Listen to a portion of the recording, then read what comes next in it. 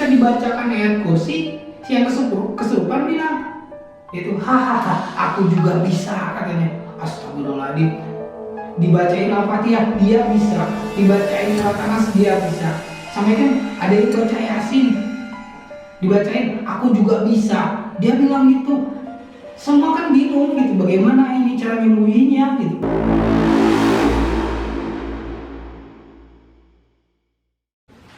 Assalamualaikum warahmatullahi wabarakatuh.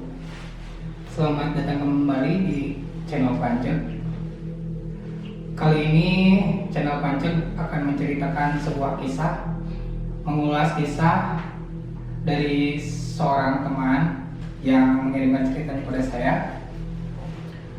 Beliau pernah mengalami suatu cerita horor yang mana kala itu cerita ini diambil dari tahun 97. Waktu itu beliau di tahun 97 masih berumuran anak SMP kelas 1 atau kelas 2 kurang lebih seperti itu. Pengalaman ini diambil berdasarkan bersama teman-temannya yang berjumlah 10 orang. Saya akan samarkan nama orang ini, nama teman saya ini. Nama beliau adalah, saya ganti namanya dengan nama Doni. Pada waktu itu Doni dan teman-temannya berencana untuk pergi camping ke suatu daerah di Jawa Barat, yang mana nama gunung yang akan mereka tuju itu adalah Gunung Batu. Gunung Batu itu terletak di daerah Garut, sebuah perbatasan di daerah Jawa Barat. Doni mulai bersiap-siap sama temannya untuk berangkat camping. Di konteks ini, konteks sana untuk siap-siap berangkat. Dan waktu itu yang berangkat ada cewek berjumlah 4 orang, sisanya laki-laki. Semuanya berjumlah 14 orang. 10 laki-laki, 4 cewek. Jadi keseluruhannya 14 orang. Setelah mereka prepare, mereka mulailah berangkat ke tempat tujuan. Nah, setelah sampai di tempat di bawah kaki gunung, mereka memasuki dulu sebuah desa. Untuk meminta izin pada warga setempat, karena mungkin ya pada waktu itu belum di daerah tersebut belum ada base camp kali ya. Maka mereka itu meminta izin ke warga setempat karena usia mereka mungkin masih anak-anak ya, anak SMP, dan basic mereka adalah anak-anak pramuka, yang mana mereka punya basic lah untuk camping di suatu gunung. Dan ini bukan acara sekolah, tapi acara mereka pribadi di saat liburan waktu itu. Mereka mohon izin pada warga setempat, pada bapak-bapak yang sedang berada di ladang, Pak, kami mau izin naik ke gunung, ke Gunung Batu. Jadi kalau ada apa-apa kami bisa minta tolong ke sini gitu, karena anak-anak masih anak-anak ya. Dan si bapak itu mengizinkan mereka untuk pergi. Oh, silakan saja kalau mau camping sana, tapi awas, hati-hati, jangan sampai kalian berkemah di Gunung Cadas. Jadi di atas itu ada Gunung Batu dan Gunung Cadas, yaitu perbatasan antara Gunung Batu dan Gunung Cadas. Yang mana kata si bapak itu, Gunung Cadas itu, tanda itu adalah Gunung Cadas itu ada sebuah gua, lubang masuk ke dalam gitu. itu adalah sebuah tanda mereka jangan melewati itu soalnya daerah itu adalah Gunung Cadas. Kenapa nggak boleh ke Gunung Cadas, kata Doni gitu. Soalnya di Gunung Cadas dahulu kala pernah ada yang meninggal dan dikatakan meninggal dikarenakan oleh tumbal katanya gitu. Jadi di Gunung Cadas itu katanya wallahu a'lam.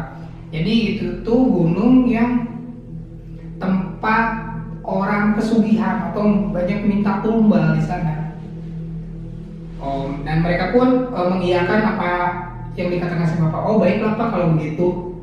Nah, mereka mulai berangkat berdasar dari bawah kaki gunung. Mereka mulai berangkat. Alhamdulillah di perjalanan nggak ada apa-apa. Mereka berangkat berdasar. Nyampe ke lokasi sekitar jam setengah 6, jam 5 kurang, jam 5 lebih, setengah 6. Setelah mereka tiba, mereka mulai membangun tenda. Karena jumlah mereka banyak dan waktu itu nggak kayak sekarang ya, ada tenda yang siap jadi gitu. Waktu itu tenda yang dipakai tenda biasa anak sekolahan, yaitu tenda yang muatnya yang cukup banyak, dan mereka bangun tenda dua tenda yang mana tenda satu diisi sebagian dan satu lagi diisi sebagian mungkin untuk perempuan dan laki-laki. Mereka membangun tenda. Setelah mereka membangun tenda, mereka siap-siap, ada yang masak, ada yang bermain-main, begitu bercanda-canda lah biasa anak-anak itu. Nah, setelah itu menjelang maghrib datang, mereka mulailah turun ke tempat air. Di sana kan dekat dengan mata air. Mereka turun untuk mengambil air wudhu untuk melaksanakan sholat maghrib. Setelah mengambil air wudhu, mereka naiklah kembali dan mereka sholat maghrib. Setelah sholat maghrib, ada yang bermain gitar, ada juga mereka yang ngaji, ada juga mereka yang bermain kartu gitu, anak-anak main kartu. Ya pada umumnya lah asik-asik di gunung gitu. Setelah tidak berselang lama dari sana, setelah selesai masakan, tadi mereka masak, mereka semua makan biasa seperti biasa yang makan. Setelah makan waktu itu jam menunjukkan jam setengah 8 menjelang malam. Jam setengah 8 setelah udah beres semuanya, mereka masuklah semuanya masuk tenda. Yang mana di sebelah kanan tenda khusus pria, yang mana narasumber menceritakan bahwa dia berada di tenda sebelah kanan yang keseluruhannya pria, dan sebelah kirinya adalah tenda kaum wanita dan ada dua pria di sana. Kenapa ada dua pria masuk di sana? Ya katanya dua pria ini termasuk cowok-cowok yang dekat dengan wanita gitu, karena ya bisa dibilang ada agak-agak kemayu begitu. Setelah itu, jadi intinya saya kasih intinya di sini cewek, di sini cowok gitu.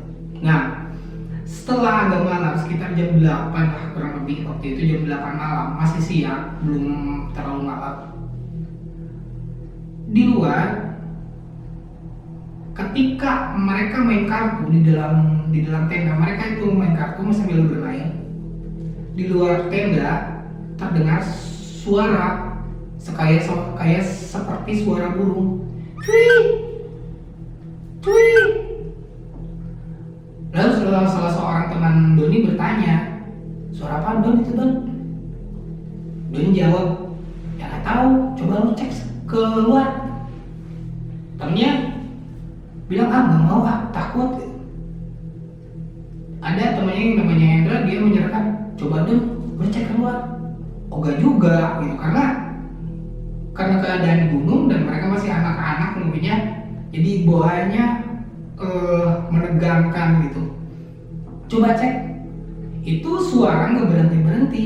Cuy, cuy, cuy. Lama kelamaan suara itu semakin membesar. Cuy, cuy, cuy. Semakin mendekat ke tenda, maka otomatis si anak-anak berhenti bermain kartu. Ketika berhenti, si suara itu terus berbunyi cuy, cuy, cuy. Semakin besar suara itu. Ketika mereka udah berhenti, kata Azudin, udah diam, kita diam dulu, kita dengarkan apa suara itu masih ada.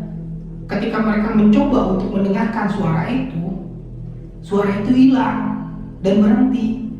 Coba didengarkan lagi sama Doni, sama Eda dan berserta teman-temannya, dengarkan lagi, suara itu nggak ada, hilang.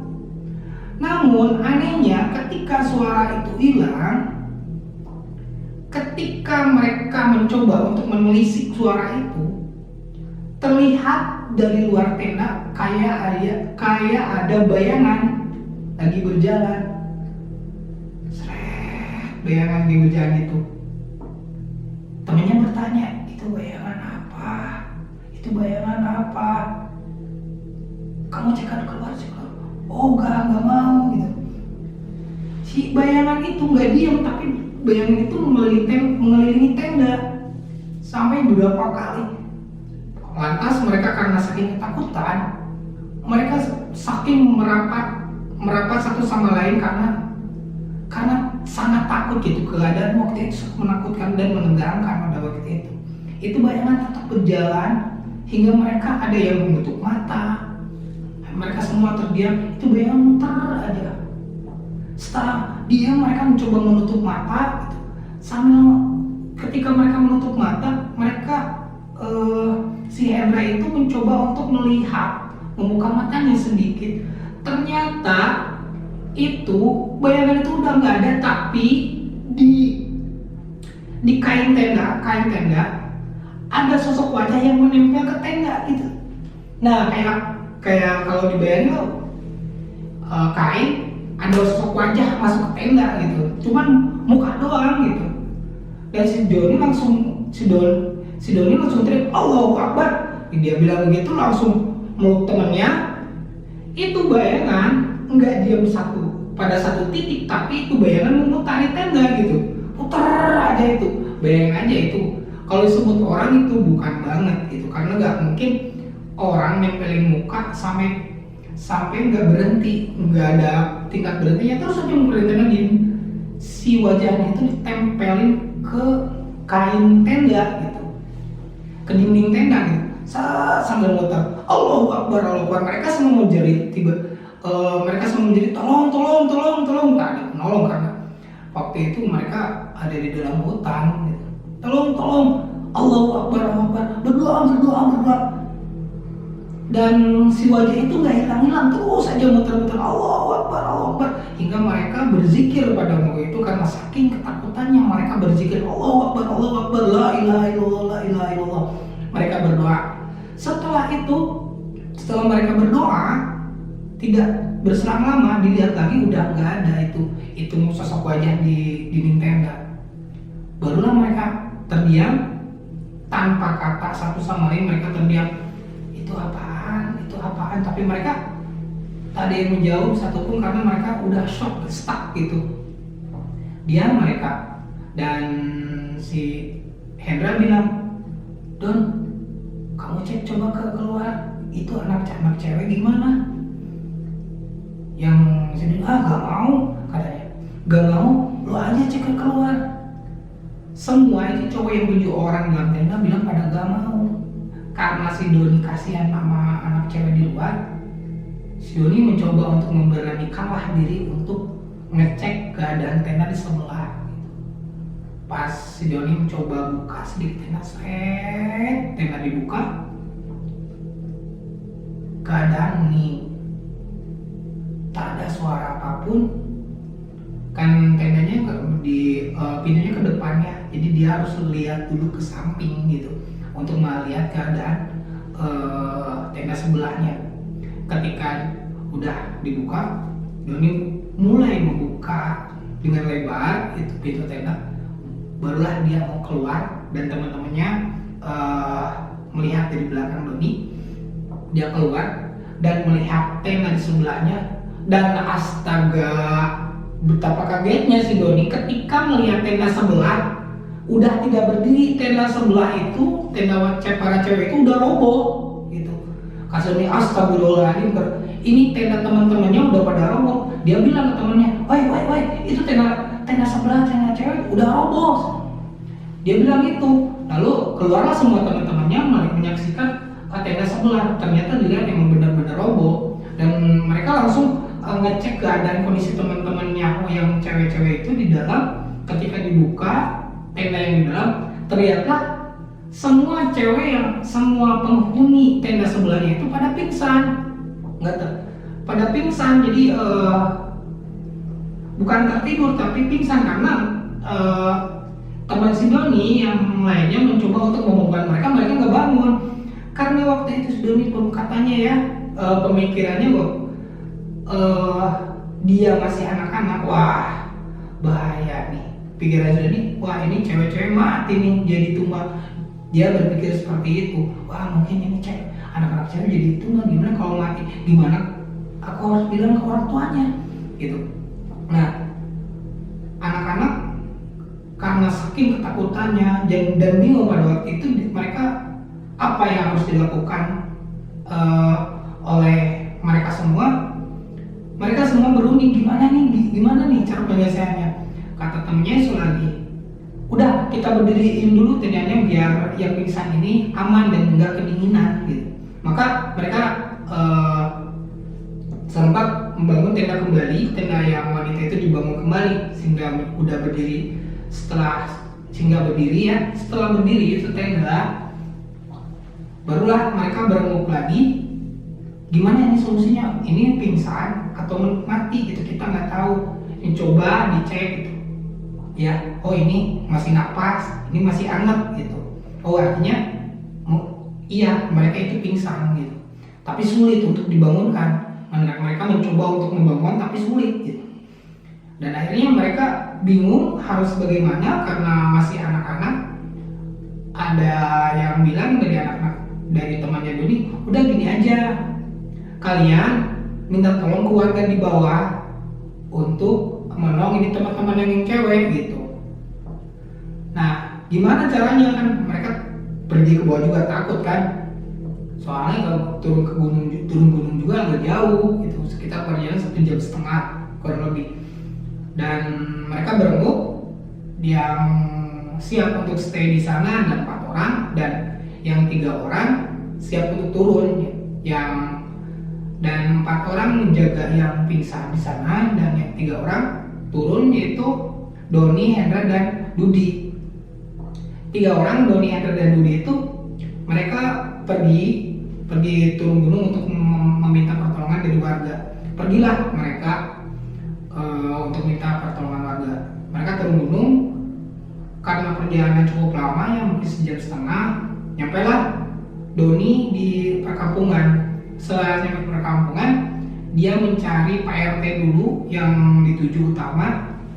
Ke Pak RT, dia bilang, Pak, kami butuh pertolongan. Ada apa?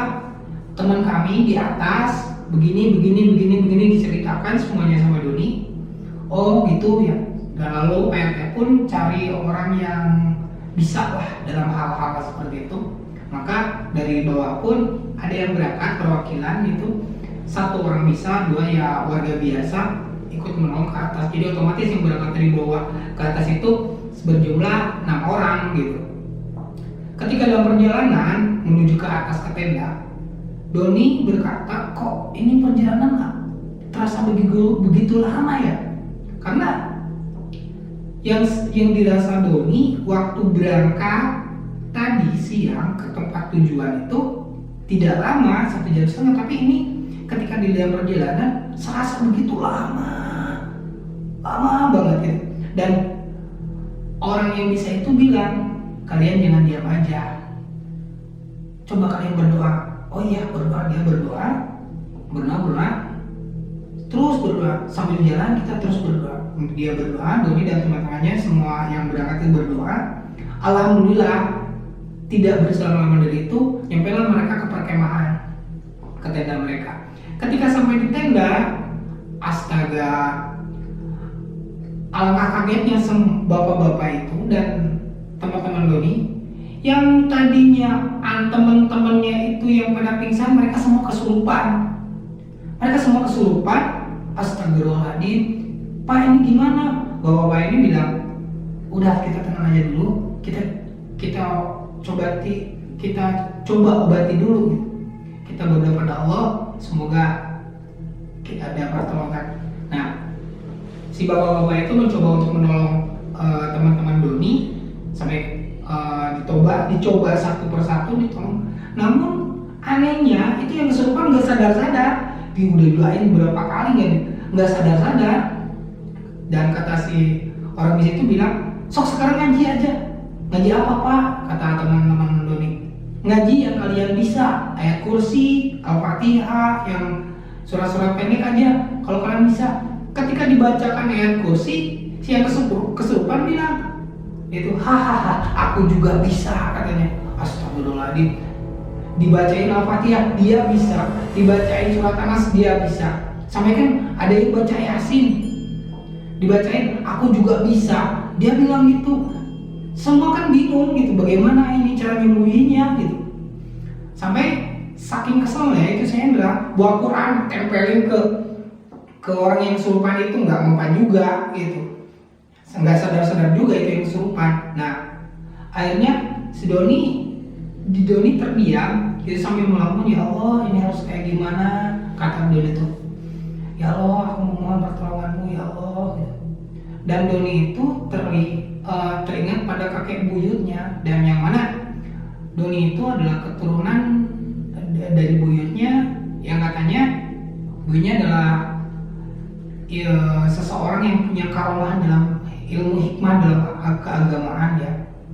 Jadi dia teringat kakek buyutnya dan dia berdoa kepada Allah, ya Allah tolonglah teman-teman kayak teman saya.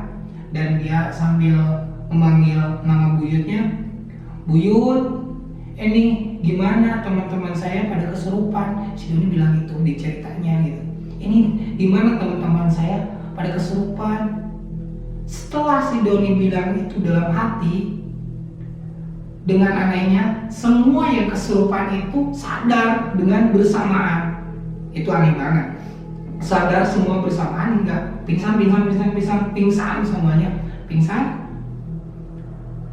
Sampai kan si orang yang bisa bilang, alhamdulillah udah pergi, alhamdulillah ini udah sadar, semua udah sadar, disadarkanlah semua, mencoba dibangunkan.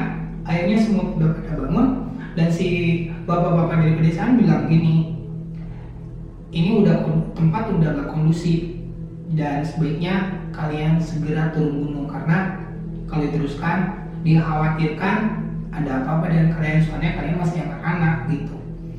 Dan mereka pun emang berencana untuk pulang pada waktu itu. Dan akhirnya mereka semua prepare, siap-siap untuk pulang. Dan setelah mereka prepare, yuk bareng sama bapak-bapak itu turun gunung. Turunlah gunung mereka, karena waktu menunjukkan jam 10 malam. Untuk pulang ke daerah masing-masing itu cukup nggak mungkin. Maka warga di sana menawarkan untuk mereka tidur di rumah warga gitu. Dan mereka pun malam itu tidur di rumah warga hingga esok paginya mereka baru bisa pulang ke rumah masing-masing. Oke, sekian dulu cerita dari saya. Mungkin itulah pengalaman kisah horornya Doni. Terima kasih untuk saudara Doni yang setelah saya semarkan namanya. Cukup sekian dan terima kasih. Jangan lupa subscribe, like, dan komen. Mohon komen yang sopan dan bijaksana. Untuk pendengar semuanya, jangan lupa tonton mengulas kisah ini sampai finish, karena menonton Anda sampai finish itu membuat kami lebih semangat untuk menceritakan kembali kisah-kisah yang akan datang. Sehat-sehat selalu semuanya. Jangan lupa jaga kesehatan. Terima kasih. Assalamualaikum warahmatullahi wabarakatuh.